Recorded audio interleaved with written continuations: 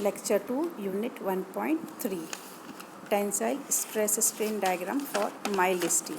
Mild steel को हम लोग स्ट्रक्चरल स्टील या लो कार्बन स्टील भी बोलते हैं। इसमें कार्बन कंटेंट जो होता है वो कम होता है और स्टील डिज़ाइनिंग में स्ट्रक्चरल स्टील में जो मटेरियल यूज़ किया जाता है वो माइल्ड स्टील होता है। तो इसके लिए जो स्ट्रेस स्ट्रेन कर्व है उसका ग्राफ ये बना हुआ है कर्व। ये जो कर्व है आपको यूटीएम मशीन के थ्रू मिलता है और ये आपको प्रैक्टिकल करना भी है। इसके अंदर एक्स एक्सिस पे स्ट्रेन है और वाई एक्सिस पे स्ट्रेस है। स्ट्रेस और स्ट्रेन का जो फॉर्मूला है कैसे निकालना है ये हमने लास्ट लेक्चर में देख लिया था। तो स्टार्ट हम करेंगे, जो प्रैक्टिकल हमारा स्टार्ट होगा वो 0 ओ पॉइंट से स्टार्ट हो रहा है।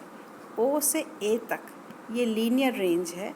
यहाँ पे स्ट्रेस और स्ट्रेन डायरेक्टली प्रोपोर्शनल है, लीनियरली बढ़ते हैं और ए पॉइंट को हम बोलेंगे प्रोपोर्शनल लिमिट। ए के बाद जो पॉइंट आ रहा है वो है बी। इससे पहले एक इलास्टिक पॉइंट भी आता है। इलास्टिसिटी क्या होती है ये भी हमने लास्ट लेक्चर में देखा था कि मटेरियल अपने ओरिजिनल शेप को, पोजीशन को रिगेन कर लेगी जब हम अनलोड करेंगे। बी पॉइंट के ऊपर जो मटेरियल में है उसमें प्लास्टिसिटी आ जाती है और मटेरियल अपना ओरिजिनल शेप नहीं रिगेन करेगा। बी से सी तक यील्ड प्लेटू है, यानी कि मटेरियल प्लास्टिक की तरह बहता है।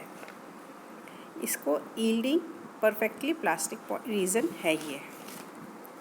सी से लेके डी रेंज तक स्ट्रेन हार्डनिंग है।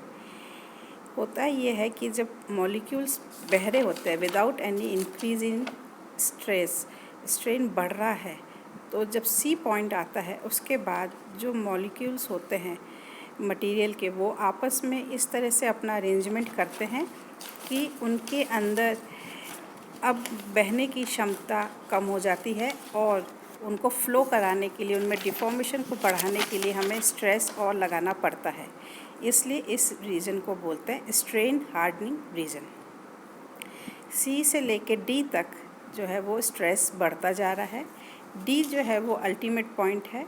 ये जो यूटीएम मशीन पे जब आप इस प्रैक्टिकल को करते हैं तो इसके अंदर जो डी पॉइंट पे जब स्ट्रेस जो आता है वो मैक्सिमम आता है, उसके बाद इसमें ये स्ट्रेस की वैल्यू कम होती जाती है और ई पॉइंट पे फेलियर हो जाता है। इस कर्व में सी से लेकर ई डैश तक डॉटेड लाइन दिखाई गई है। डॉटेड लाइन का जो मतलब होता है वो ये होता है कि इस पे जो स्ट्रेस आपने निकाला है वो ओरिजिनल एरिया से निकाला है। ओरिजिनल एरिया क्या होता है? जो नेक फॉर्मेशन हो रही होती है मटेरियल में जब लोड लगाते हैं उस एरिया को लेके जो स्ट्रेस की कैलकुलेशंस होती है वो ओरिजिनल एरिया है। यहाँ पे देखिए मैंने इन पॉइंट्स को डिस्क्राइब किया है। ओ से ए तक स्ट्रेट लाइन है, स्ट्रेस और स्ट्रेन जो है वो डायरेक्टली प्रोपोर्शनल है और ए पॉइंट को हम प्रोपोर्शनल लिमिट भी बोलते हैं। ओ से ए का जो स्लोप है वो मॉड्यूलस ऑफ इलास्टिसिटी ई की वैल्यू देता है। बी पॉइंट पर आके जो आपका कर्व है वो फ्लैटन हो जाता है इसको, और इसमें जो स्लोप है वो 0 हो जाता है। इस पॉइंट पे जो स्पेसिमेन है उसकी लंबाई बढ़ती है without any increase in load. B point को यील्ड पॉइंट भी कहते हैं। बी से सी तक जो है मटेरियल वो प्लास्टिक है, उसमें इलोंगेशन जो है वो 10 to 15 टाइम्स द इलोंगेशन जो लीनियर रेंज में होता है उसका होता है। सी से डी तक जो है वो स्ट्रेन हार्डनिंग रीजन है। इसमें जो मटेरियल है उसके अंदर क्रिस्टलाइन स्ट्रक्चर्स में चेंजेस होते हैं जिसके कारण इसमें स्ट्रेस रेजिस्टेंस जो है वो इंक्रीज़ होता है डिफॉर्मेशन के अगेंस्ट। डी पॉइंट जो है अल्टीमेट स्ट्रेस है, हमें डी पॉइंट ही निकालना है। सी पॉइंट जो है सी से लेके पॉइंट डी तक जो आ रहा है यहाँ पे क्या नेक फॉर्मेशन स्टार्ट हो जाती है। जब आप किसी इलास्टिक को, रबर बैंड को खींचते हैं तो उसकी लंबाई बढ़ेगी, साथ में क्रॉस सेक्शन कम होगा। सी पॉइंट से ये क्रॉस सेक्शन एरिया में जो कमी आ रही है ये विजिबल होने लगती है। इसीलिए सी से लेकर ई डैश तक हमने डॉटेड लाइंस शो कर रखी है जो कि ट्रू स्ट्रेस को रिप्रेजेंट कर रही है। ट्रू स्ट्रेस जो है वो एक्चुअल जो रिड्यूस्ड एरिया ऑफ नेक है उससे निकालते हैं। स्ट्रेस होता है लोड अपॉन एरिया, अगर एरिया ही कम हो जाएगा तो स्ट्रेस इंक्रीज़ होगा। इसलिए जो डॉटेड लाइन जो आपकी आ रही है वो हायर है, सी ई से सी ई डैश हायर है। डी से ई तक मटेरियल की स्ट्रेंथ बढ़ेगी और ई पॉइंट जो है वो फेलियर पॉइंट है, यहाँ पे रप्चर हो जाता है। एक और टर्म है वर्किंग स्ट्रेस। वर्किंग स्ट्रेस वह स्ट्रेस होती है जिस पे कि हम मटेरियल को एक्चुअली काम में लेते हैं। फिर है फैक्टर ऑफ सेफ्टी। जब हम लोग लैब्स में करते हैं टेस्टिंग तो अल्टीमेट लोड मिलता है जिससे हम अल्टीमेट स्ट्रेस निकाल लेते हैं, लेकिन हम इस लोड से बिल्डिंग डिज़ाइन नहीं करते हैं। हम लोग वर्किंग स्ट्रेस के ऊपर बिल्डिंग को डिज़ाइन करते हैं। तो ultimate stress upon working stress will give you the factor of safety. एक न्यूमेरिकल है, एक माइल्ड स्टील बार है जिसका डायमीटर है 20 mm।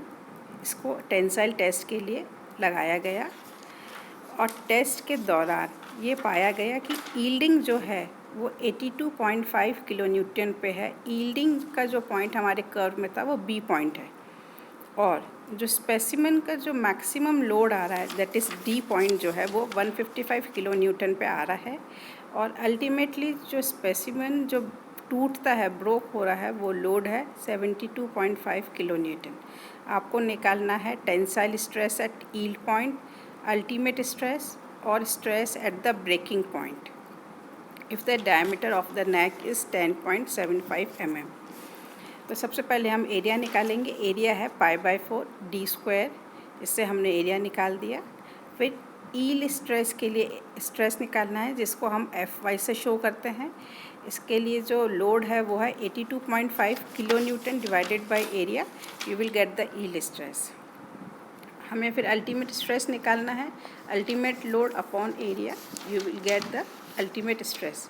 और फिर ब्रेकिंग स्ट्रेस जो है वो निकलेगा ब्रेकिंग एरिया के ऊपर। तो ब्रेकिंग के टाइम पर जो एरिया है वो है π/4 इंटू 10.75 का स्क्वायर। तो इससे हमने निकाला ब्रेकिंग स्ट्रेस। ये जो हम प्रैक्टिकल करते हैं इसके अंदर जब स्पेसिमेन टूट जाता है तो इसको मशीन से डिसमेंटल करके और इसके जो टूटे हुए पार्ट्स हैं उनको एक साथ रखते हैं बार को, और उससे एरिया डायन निकालेंगे जो कि आपको एरिया देगा। उसी एरिया से हम लोग ब्रेकिंग के टाइम पे स्ट्रेस निकालेंगे जिसको नेक डाया बोलेंगे। फिर एक टर्म है ductility.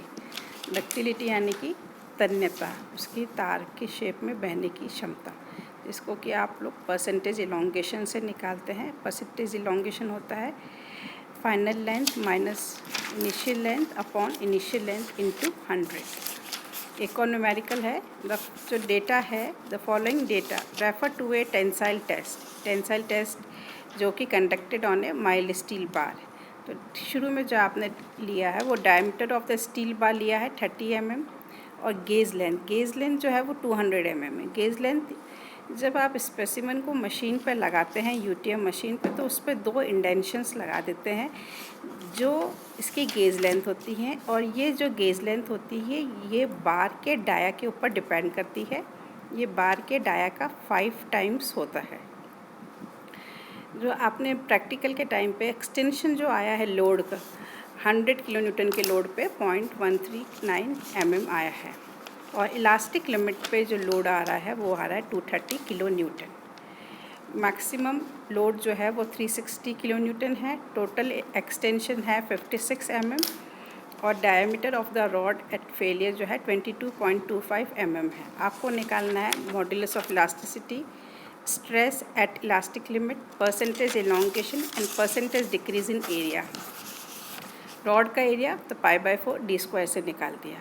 Modulus of elasticity E, E के लिए जो हमारे पास लोड आ रहा है वो इलास्टिक लिमिट से पहले आना चाहिए, और उसके लिए जो आपको दिया हुआ है एक्सटेंशन दिया हुआ है, extension eight a load of 100 kilo Newton दिया हुआ है 0.139 mm। तो हमने इसको लिया, तो इसकी हेल्प से आपने ई निकाला। लोड है 100 किलो न्यूटन, लंबाई जो गेज लेंथ है वो 200 है, एरिया जो आ रहा है बार का वो आपने ऊपर निकाला है 706.85, और चेंज इन लेंथ आ रहा है 0.139, तो ई निकल गया। फिर आपको निकालना है stress at elastic limit. Elastic limit पे स्ट्रेस तो इलास्टिक लोड और अपॉन एरिया, यहाँ पे हमने वही निकालेंगे। फिर है परसेंटेज इलॉन्गेशन। परसेंटेज इलॉन्गेशन यानी कि final length minus initial length upon initial length. यहाँ पे टोटल एक्सटेंशन डायरेक्टली दिया हुआ है, तो इसको ले लेंगे 56 divided by initial length that is 200, तो you will get the percentage elongation that is 28%। Mild steel का जो परसेंटेज इलॉन्गेशन आता है जनरली 20% से अबव आता है। फिर परसेंटेज डिक्रीज इन एरिया ये भी निकालना है, तो इसके लिए जो एरिया में चेंज आ रहा है minus initial area minus final area upon initial area. तो इनिशियल एरिया में जो डायमीटर था 30 mm था, और फाइनली जो डाया है at the time of failure is 22.25 mm। तो इन दोनों वैल्यूज़ को पुट करके हमने परसेंटेज डिक्रीज इन एरिया निकाला है। इसके ऊपर मैं कुछ न्यूमेरिकल्स दूँगी जो आप लोगों को करने हैं।